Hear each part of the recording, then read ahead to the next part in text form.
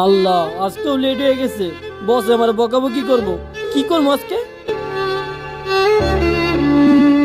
এই শাকিল, এদিকে আসো। আল্লাহ, ম্যানেজার তো দেখে ফেলাইছে, এখন কি করি? জি ভাই বলেন।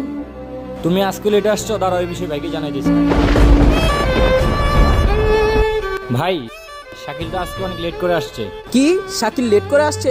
তুমি এক কাজ করো, ওকে ডাক দাও। ঠিক আছে ভাই, ডাক দিতেছি। এই শাকিল, তোমাকে ভাই ডাকতেছে, আসো। ভাই, এই যে শাকিলকে নিয়ে আসছি। আসসালামু আলাইকুম।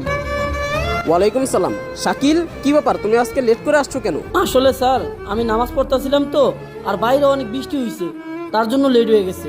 নামাজ পড়তে গেছিলা? আচ্ছা ঠিক আছে, কালকে থেকে যাতে আর লেট না হয়, যাও।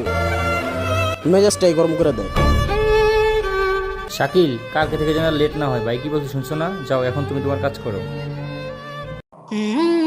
আজকেও লেট হয়ে গেছে, স্যার জানি কি বলে।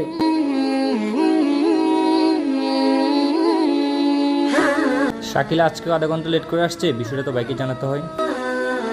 ভাই, কালকে শাকিলকে আপনি তো সুন্দর করে বুঝিয়ে দেওয়ার পরও শাকিল আজকে আধা ঘন্টা লেট করে আসছে ভাই। কি শাকিল আজকেও লেট করে আসছে? তুমি এক কাজ করো, ওকে আমার কাছে নিয়ে আসো। আচ্ছা ভাই, ঠিক আছে, আমি শাকিলকে ডেকে নিয়ে আসতেছি। আজকেও নামাজ পড়ার জন্য লেট হয়ে গেল। আল্লাহ জানে আজকে স্যার কি বলে। এই শাকিল, তোমাকে ভাই ডাকতেছে, চলো। ভাইয়া, শাকিল আসছে।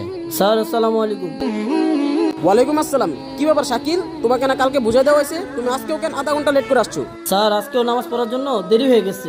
কি তোমাকে কি আমি এই প্রতিষ্ঠানে নামাজের জন্য রাখছি? তোমাকে আমি এখানে রাখছি কাজের জন্য, নামাজের জন্য না। আমার এই প্রতিষ্ঠানে তোমাকে টাকা দিয়ে কাজের জন্য রাখছি, নামাজের জন্য নয়। আর একটা কথা মনে রাখো, এরপরে তুমি যদি নামাজের বাহানা দিয়ে আমার এই ব্যবসায় তুমি লেট করে আসো, তাহলে কিন্তু তোমাকে এই চাকরি থেকে বের করে দিতে বাধ্য হব।